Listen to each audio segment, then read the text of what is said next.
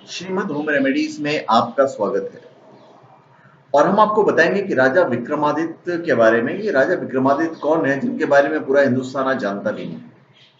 और हमारे लिए, हम हिंदुस्तानियों के लिए बड़ी शर्म की बात है कि महाराज विक्रमादित्य के बारे में देश को लगभग शून्य के बराबर ज्ञान है, जिन्हें भारत को सोने की चिड़िया बनाया था और स्वर्णिम काल लाया था।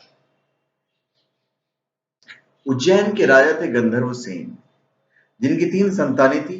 सबसे बड़ी लड़की थी मैनावती, उससे छोटा लड़का भृतहरि और सबसे छोटा वीर विक्रमादित्य। बहन मैनावती की शादी धारा नगरी के राजा पद्मसेन के साथ कर दी गई, जिनके एक लड़का हुआ गोपीचंद। आगे चलकर गोपीचंद ने श्री ज्वालेंद्रनाथ जी से योग शिक्षा ले ली और तपस्या करने जंगलों में चले गए। फिर मैनावती ने श्री गुरु गोरक्षनाथ जी से योग दीक्षा ले ली।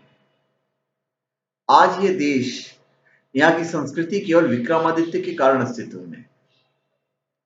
अशोक मौर्य ने बौद्ध धर्म अपना लिया था और बौद्ध बनकर 25 साल तक राज्य किया था।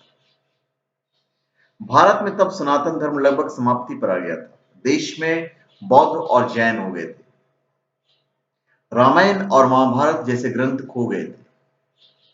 महाराज विक्रम ने पुनः उनकी खोज करवाकर स्थापित करवाया। विष्णु और शिव जी के मंदिर बनवाए और सनातन धर्म को बचाया।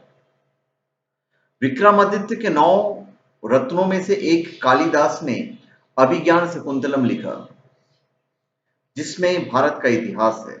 अन्यथा भारत का इतिहास, क्या हम भगवान कृष्ण और राम को ही खो चुके थे? हमारे ग्रंथ ही भारत के खोने की कगार पर आ गए थे। उस समय उज्जैन के राजा भृतहरि ने राज छोड़कर श्री गुरु गोरक्षनाथ जी से योग दीक्षा ले ली और तपस्या करने जंगल में चले गए। राज अपने छोटे भाई विक्रमादित्य को दे दिया। वीर विक्रमादित्य भी श्री गुरु गोरक्षनाथ जी से गुरु दीक्षा लेकर राजपाट संभालने लगे और आज उन्हीं के कारण सनातन धर्म बचा हुआ है, हमारी संस्कृति बची हुई है। महाराज विक्रमादित्य ने केवल धर्म ही नहीं बचाया, उन्होंने देश को आर्थिक तौर पर सोने की चिड़िया बनाई। उनके राज को ही भारत का स्वर्णिम राज कहा जाता है। विक्रमादित्य के काल में भारत का कपड़ा विदेशी व्यापारी सोने के वजन से खरीदते थे। भारत में इतना सोना आ गया था कि विक्रमादित्य काल में सोने के सिक्के चलते थे। आप गूगल इमेज पर विक्रमादित्य के सोने के सिक्के देख सकते हैं। हिंदू कैलेंडर में विक्रमादित्य का स्थापित किया हुआ है। आज जो भी ज्योतिष गणना है, जैसे हिंदी संवत, वार, तिथियां, राशि, नक्षत्र, गोचर आदि, उन्हीं की रचना है। वे बहुत ही पराक्रमी, बलशाली और बुद्धिमान राजा थे। कई बार तो देवता भी उनसे न्याय करवाने आते थे। विक्रमादित्य के काल में हर नियम धर्मशास्त्र के हिसाब से बने होते थे। न्याय, राज, सब धर्मशास्त्र के नियमों पर चलता था।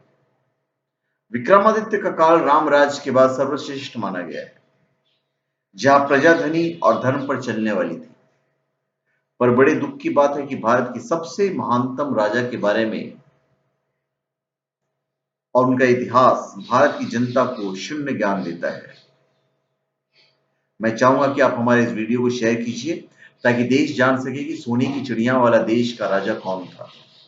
तो धन्यवाद। आप हमारे चैनल पे सब्सक्राइब करें और कमेंट कीजिए। धन्यवाद।